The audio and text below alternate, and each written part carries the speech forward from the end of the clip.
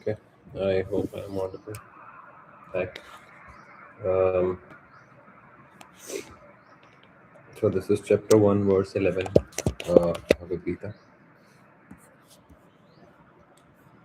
And therefore I call upon all the generals of the Kaurava army now to give full support to Grandsire Bhishma, even as you defend your respective strategic points. I think Duryodhan is urging. So Duryodhan is urging all the Kaurava generals to make sure that they are around Bhishma and give him full support while they defend their own respective positions in their military phalanx. So Duryodhan beheld Bhishma's unassailability as an advantage and wanted to use it as a strength and inspiration for his army. To give full support to Bhishma, Grandsire Bhishma, even as he defends he's asking, sorry, he's asking all the generals or the Kaurava generals to defend their own strategic positions, but to also give full support, uh,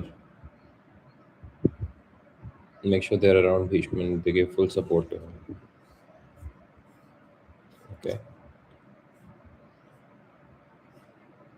Um, verse 12 is then the grand old man of the Kuru dynasty, the grand old man of the Kuru dynasty, the glorious patriarch Bhishma, roared like a lion, blew his conch shell very loudly, giving joy to the Duryodhan. So the grandsire Bhishma, the grand old man of the Kuru dynasty, he roars like a lion and blew his conch shell very loudly.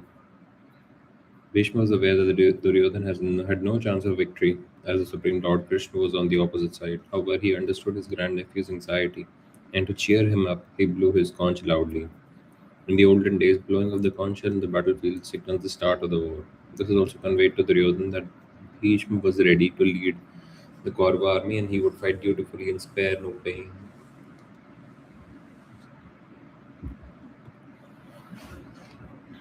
Duryodhan was also already anxious, and he was thinking what will happen, even though he was trying to ensure himself and trying to instill confidence in himself and in Guru Dronacharya by saying that we have Bhishma.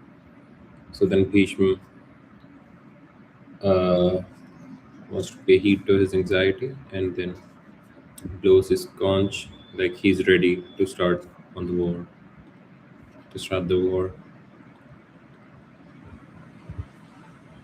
Thereafter, conches, kettle drums, bugles, trumpets, and horns suddenly blared forth, and their combined sound was overwhelming. So once Bhishma blew the conch, all sorts of conches, kettle drums, bugles, trumpets, everything started blowing.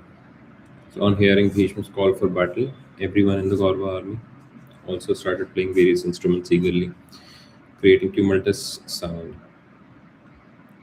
Shank means conch, An was the drums, Ana kettle drums.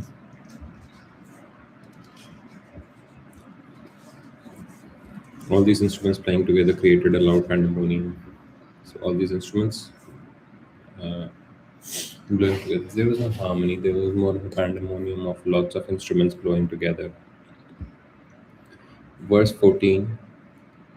Then from amidst the Pandava army, seated in a glorious chariot drawn by white horses, Madhav and Arjun blew their divine conch shells. So here we see the introduction of Arjun. So the uproar of the Kaurava army had started to wane. Then from Pandava's side, seated on a magnificent chariot, the Supreme Lord Krishna and Arjun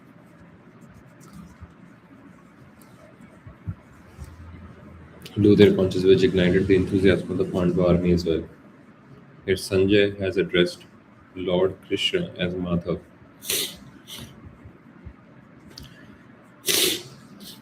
Goddess Lakshmi is Lord Vishnu's wife, who is one of the many forms of Sri Krishna. This verse implies the goddess of prosperity was with the Pandavas. By her grace, they would be triumphant in this war and reclaim their kingdom soon. The sons of King Pandu are called Pandavas, and it may be used for any of the five brothers.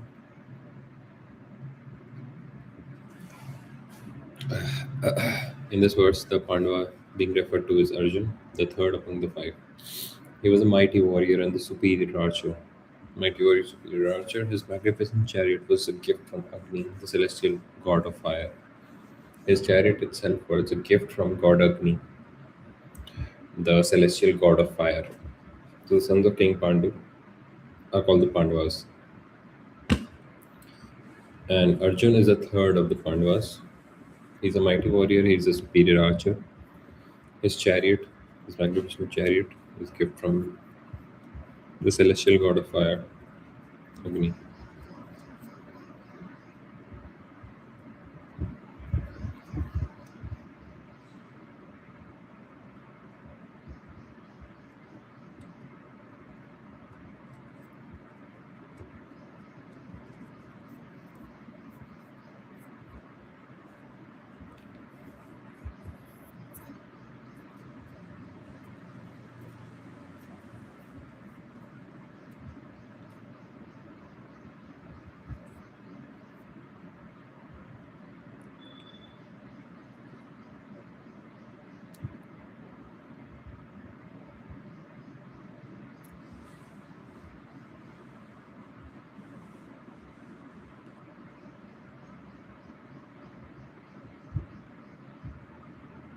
From the midst of the Pandava army, seated in a glorious chariot drawn by white horses, Madhav and Arjun blew their divine conch shells.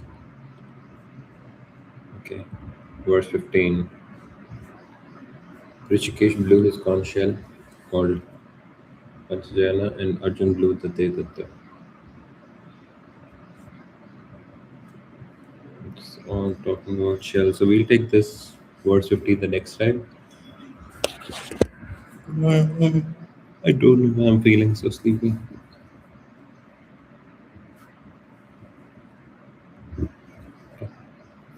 Maybe I shouldn't feel sleepy.